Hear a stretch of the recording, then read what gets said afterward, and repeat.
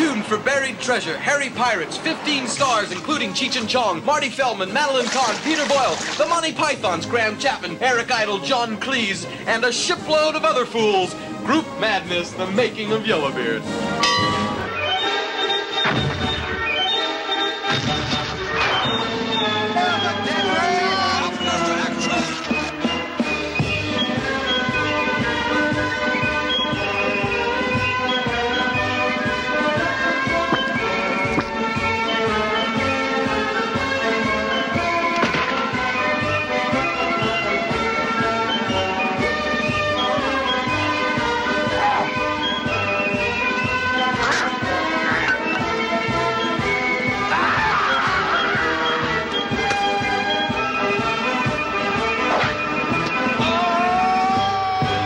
A chase for treasure. It's an analogy about the American Constitution. It originally started with Keith Moon, the drummer of The Who, saying he'd love to be involved in an adventure movie. It was the result of making the deal before they had anything else. He offered us some money to develop the idea, which he had in his case with him at the time. And they said, I got a great idea. Why don't we do a pirate movie? That sounds like good fun, and we can go and shoot in nice locations, and so we started writing it. I read the script, and it's a very funny movie. They're saying it's very funny, which is usually the kiss of death. You know, if you enjoy seeing blind beggars being robbed, this is the movie for you. Yellowbeard. What the story? Yellowbeard. Yellowbeard, by the way. See, it's not Yellowbeard. It's Yellowbeard. He's vicious, quite vicious. And in fact, so vicious he would even kill inanimate objects. And he tries to bugger everything in sight. Which he does. If it's not sex, it's violence, but it's usually a combination of the two. Straight to gay to bi, back to straight. Nice a lesbian. Meanwhile, back in the jungle, it's the search for this treasure. She's enormous. You know, the treasure's probably so big you can make 4 or 5 sequels. When you've seen this film, you'll hardly believe it. It's a remake. True story. Lurking and looming. Machismo. He's an albino. Pirate. Desperate men. Bad pirates. Beautiful women. And bullfighting. What do you mean? It's hot. It's all about that. And they end up in a treasure room, they have a sword fight, and everybody goes home. In a nutshell, that's Yellowbeard.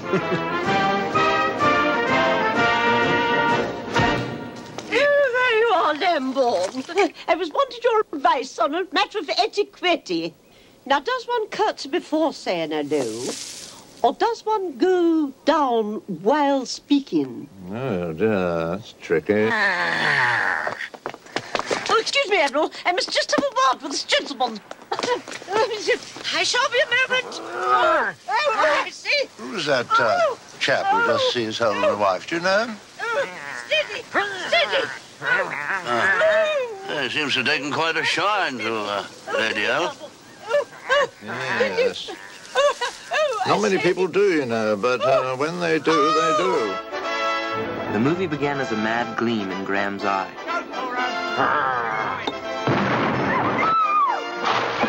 He conceived it, co-wrote it, and plays the title role. More than anyone else, he's to blame. Come on, lad. There's pirating to be done.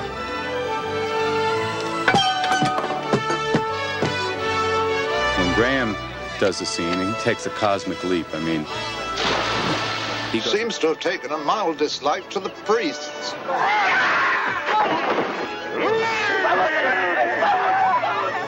Therefore, Her Majesty has graciously agreed to increase your sentence a further 140 years, case dismissed. I've got him! Sorry. Commander Clement, Royal I wouldn't want to be in his shoes. Well, we better do it again. There's obviously been a bit of a muddle. Get that off to Her Majesty right away. How, sir? By pigeon, Mansell. Pigeons, sir? Surely you didn't forget to bring the pigeon, Mansell. What happens to them, we'll see on Mansell and Clement, the movie. Yes. And, of course, one does get the opportunity to meet some tremendous first-class people. Oh, dear, my knickers, I'm coming off. Well, don't blame me much. All working together as a... Excuse me. What's the word? No, not unit. No. Fish. Fish, yes, exactly. Is this the bounty? They said victory. You have the wrong ship. There you are, sir. Nothing again. Nothing whatsoever. Behind you, Mansell. I know you are, sir. There's a ship behind you. Good Lord, sir! It's the Edith! Sir?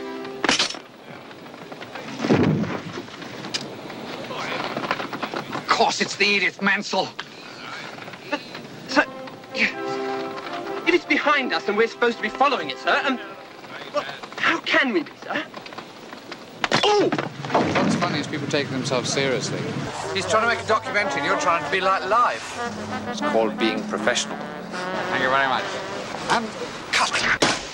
This is my world, and welcome to it. I play the character named Mr. Moon, who was, in years past, Yellowbeard's bosun. I said, hands up! Do I have to do everything myself?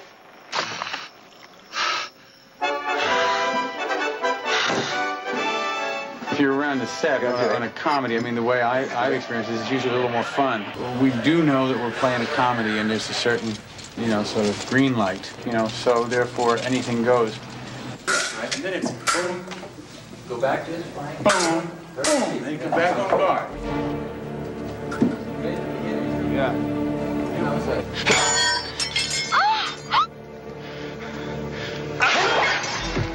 Where's Yellowbeard?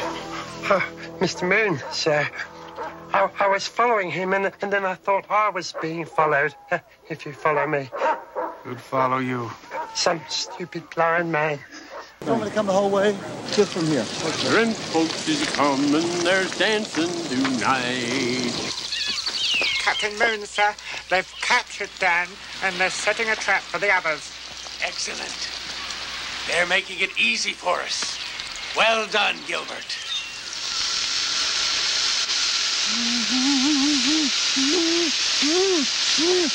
Most people feel that I'm like some sort of pet. Well, each sailor is allowed by tradition a pet, sir. Open it up. There are buttons down the side. The ancient superstition that a woman on board brings bad luck is now a proven scientific fact. Nice try, Rosie.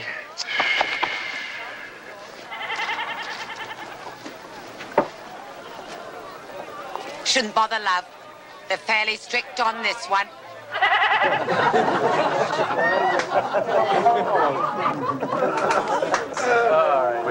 Thank you.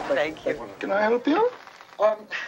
I do beg your pardon. My arm seems to have slipped, as it were, accidentally into your bag.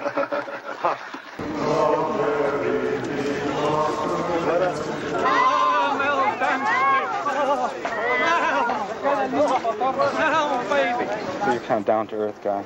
I'm very down-to-earth, yeah. He is an absolute slug of a person. I don't know. I mean, the man just kind of slides around the set in a roll-on action. Hi, Here he Ken. is How now. are you? Hi, how are you? Good. Mr. Personality, here he is. Yeah, nice seeing you. Yeah, good seeing you. See, that's about as far as it goes, you know.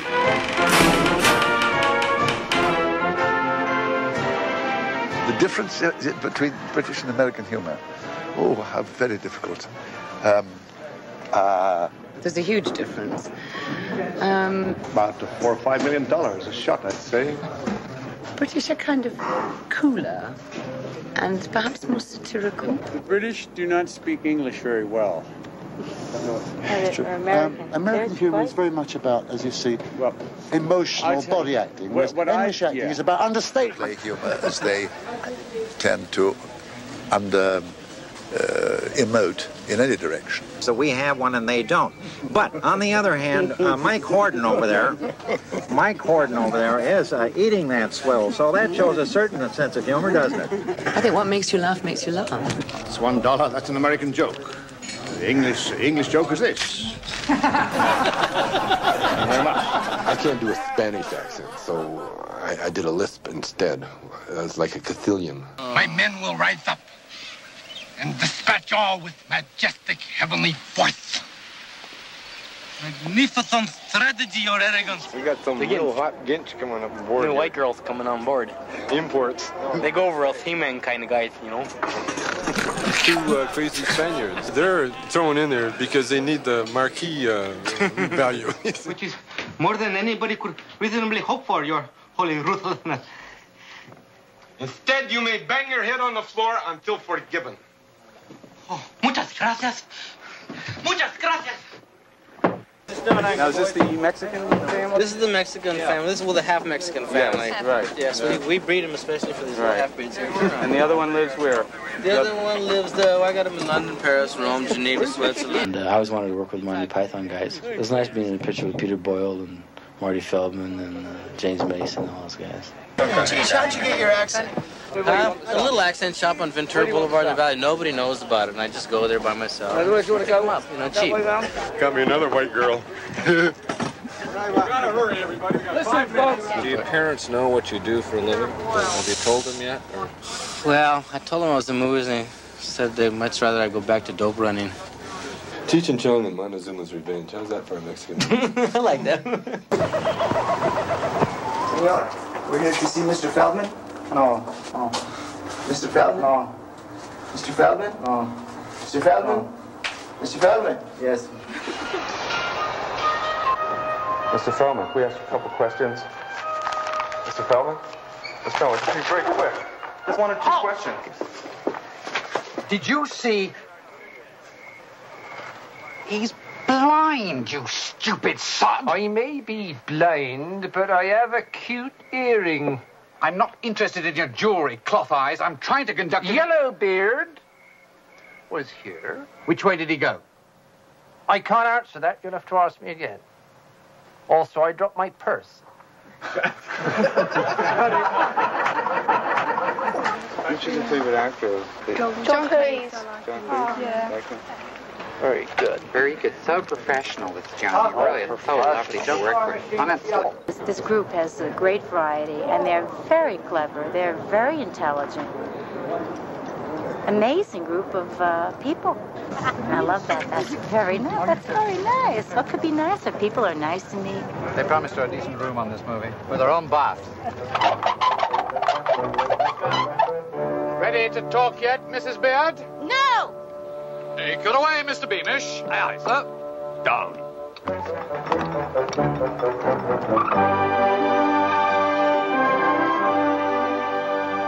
I don't usually play comedy parts because people usually hire me to look dreadfully serious.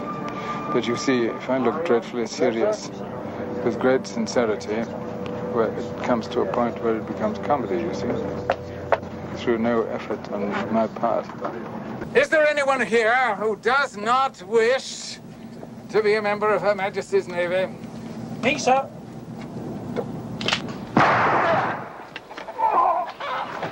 Is there anyone else who is reluctant to serve? Right. When acting is just make-believe, you know? Kind of stuff that kids do. He actually shot one of the writers. Graham, is it true that Mason really hated the script? Well, I'm a bit busy at the moment because they've got this. There's another of the executive writers on our movie, Bernard. No, look, I'm far too busy. I've got things to do. Excuse me.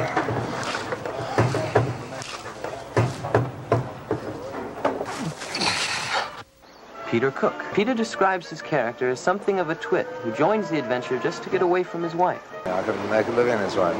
Can you understand a word he says? I mean, can you understand one word he says? Say something. Say something, Peter. Huh? Oh, bring me all those wondrous gifts that know the hallowed universe of God that lusted down upon our shores. Sir, I'll give you 3 farthings, young lady. There we are. Whoopsie daisy. Ah. This and a little bullfight afterwards make my day. Please, we're trying to do a film. This scene's called Dead Whales in the Sunset. A fool's whale. Well, we got up there and we found that vein of mahogany, and we found out it was just fool's mahogany. That's right. Oh, you English, you always complain. It is very effective, your acute horrendousness. Meanwhile, I am kind of kicking my heels up and having a heck of a time down here with all of these crazy guys. Like Mike Horton over there. This is a really crazy guy. And I tag along with them because I think it'll be interesting to find a lot of foreign plants and herbs, medicines, that sort of thing. A sort of Charles Darwin. I think one can reach the heart of people through comedy, perhaps better than any other way. Oh, I thought this was asshole. Not at all. No, not at all. No. What is it then? No, you don't go to sleep while you find these pods in the room, no. Now, this one is beginning to look a little like Yvonne. You can see that. You see there? You know, here's your little mouth. It looks, well, go like this with your mouth, Yvonne. See? Looks just like her, don't it? Oh, there you are. Leaving the worries of my profession behind, and an 18th century galleon pulled round the cove on a longboat that came to the shore carrying half Monty Python crown. This is the end of my holiday, but I do something in the movie Yellowbird. It's like a fin, a shark fin. Jolly good, Henson. Thank you, sir. Well done. Shall I meet you in the pump room, sir? That's all I've been briefed on. A rehearsal, please. All right, I'll need you off camera for this way. Up your camera, too. You'll be right over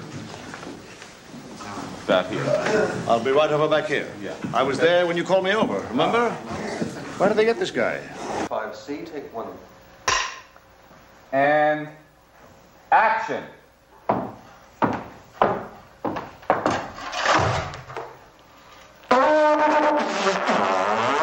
Somewhere out there is a film waiting for me to go in. What I do in it, I don't know. The fat one on the throne is the Queen. She's not very well today, so I should kneel upwind to her. You know, he's just an English sort of loony. It's better than the film. I have a piece of paper here with the time on, you see. 9:18. Stopped. Get the first piece of paper. I'm playing Queen Anne of England. I've been trying to find out about her. She had 18 children, I gather, and they all died. I love playing queens, if I'm used the phrase. I'm Mr. Prostitute. Part of my deal was that I'd be friendly to basically all of the extras, everyone on board. Right. I mean, what can I say? It's a girl's dream come true. Alone at sea with all of the pirates. Taking chances, they're just the men I see. Doing sea dances that set you round to round, to set your sights, set your sights to see.